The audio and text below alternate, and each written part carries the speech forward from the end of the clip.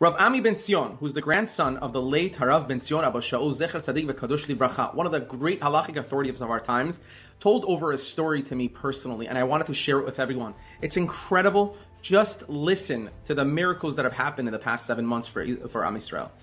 Rav Ami ben Sion says as follows. He has a sister that lives in Bnei Brak. Bnei Brak, for those who do not know, is a more of an observant kind of a community. This sister has several children. She tells a story about one of the daughters that once this girl became a teenager, all of a sudden, whatever you want to call it, she revolted against the family, or she decided to be more open-minded according to herself, and little by little, slowly but surely, left the fold of religious life, more observant life. First came Shabbat, then came Kashrut, and little by little, she just left everything. Everything but her clothing. I gotta tell you, it's usually very surprising to hear something like this. For a girl to not keep Shabbat whatsoever, not keep any of the Yamim Tovim, but not keeping, going to parties during those times, not keeping Shabbat whatsoever, not keeping kosher, eating whatever, whenever, deciding that her uniform, her way of clothing does not change. The whole 9 yards. Long skirt, socks, long shirts, long sleeve shirts, all of it. And she kind of was going out with the wrong crowd, doing the wrong things, but still she kept her modest attire, so to speak, altogether. Comes about a week before the Nova Festival. She gets a call from a bunch of her friends and they tell her, listen, we got tickets to this festival, we want you to come. And she's so excited, she's like, oh, party, let's do it. I'm gonna go home, pick up some of my stuff, pack up, and I'll meet you guys so-and-so place, we'll go together. She goes home, tells her mother that she's going to this party. Her mother is distraught. She says, listen, it's Shabbat and it's Simchat Torah.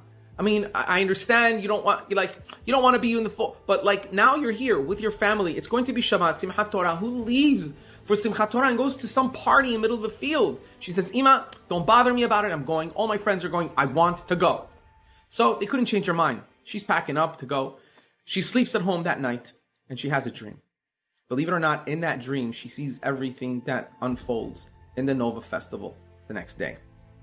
She wakes up in cold sweat, terrified of the nightmare she just had, people getting killed all around her. She can't understand it. And she feels like maybe this is a message from God. And she decides she's not going to go to the party. The next day, her friends call her, Nu, what's going on? Let's go. We're ready. She says, I'm not going. You guys go without me. What are you talking about? We all have this plan. We're going together. You got to come. No, I can't come. Don't ask. Just leave me alone. Tell us what happened. She says, well, last night I had this dream. It was terrifying. Things were happening. I'd rather not go. Maybe you should not go. They go, what are you talking about? Dreams, it's in your subconscious. You knew you're going to go. Dreams don't mean anything. What are you, how old are you? So they convince her to finally say, okay, let's do it. Let's go. And she decides to go. When everything starts to unfold in the Nova Festival, bombs are flying, terrorists are shooting everywhere. She finds herself with her face down in the ground, crying to Hashem and praying. And she says, Hashem, please, I'm sorry. You're right. I knew I shouldn't be here. I knew I shouldn't be doing this. I should have listened, but I didn't. Please, Hashem, forgive me. Do a miracle for me this once, and I will just come back to you and you only. As she's thinking these and crying to Hashem, she gets a tap on her shoulder. She picks her head up, and lo and behold, it's a terrorist. Picks her up, looks her up and down and says, you don't belong here. What are you doing here? Looking at her clothes, he was saying, you don't belong here. She says, what do you mean? He says, get out of here now. This is not a place for you. Leave. And she goes, I can't run. If I run, they're shooting everyone. He says, don't worry about it. Just come with me. Act as if I've captured you.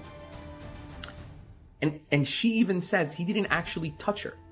He took her by her sweater and started running with her.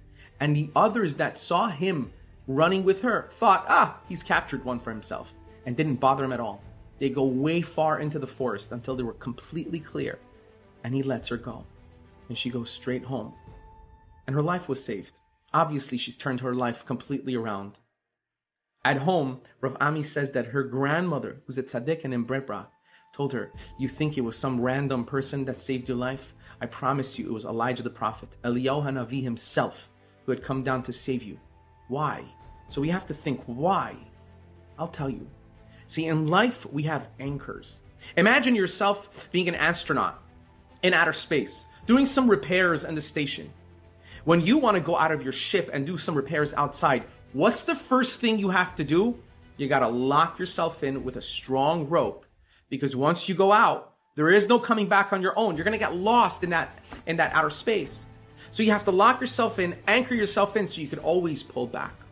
All the traditions that we have are our anchors. No matter how many we have, whether it be 1 or 613 or 1013, it doesn't matter. The moment we have that one thing that we say, this I cannot go without. She decided her clothing, her dress code, she couldn't go without. She left kashrut, she left Shabbat, she left the holidays, but she said there's one thing I cannot go without, and that was her dress code. That became her anchor that pulled her back in and ultimately saved her life. We all have anchors. We might not keep everything, but there has to always be those things that identify us and become our identity, our Jewish identity. And that is something that will ultimately always not only physically save us, but ultimately will save us spiritually. Baruch Adonai le'olam. Amen ve'amen.